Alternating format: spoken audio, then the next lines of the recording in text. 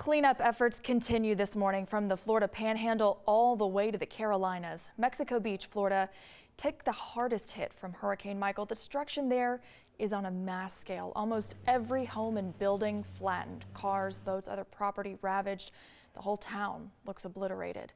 The storm also caused a path of destruction hundreds of miles long, all the way through parts of southern Georgia and into the Carolinas, even as far as Virginia. This video from North Carolina shows downed trees on the roads and on houses.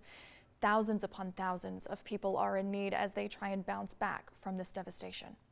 It caught people by surprise. It totally altered everything, not just the scenery, but the way of life there. It's terrible, and it's just heartbreaking to see, people are stuck without what they need.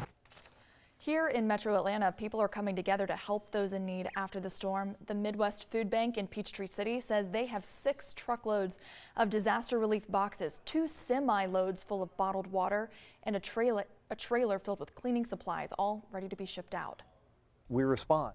That's what we do. The community responds. They provide the support. And it really is exciting to be part of an organization that is ready to support. And I'll tell you, after driving through it myself, they need every bit of that support. Noonan police also collecting supplies like bottled water, canned foods, and diapers to take down to Pelham, Georgia, which was also hit very hard.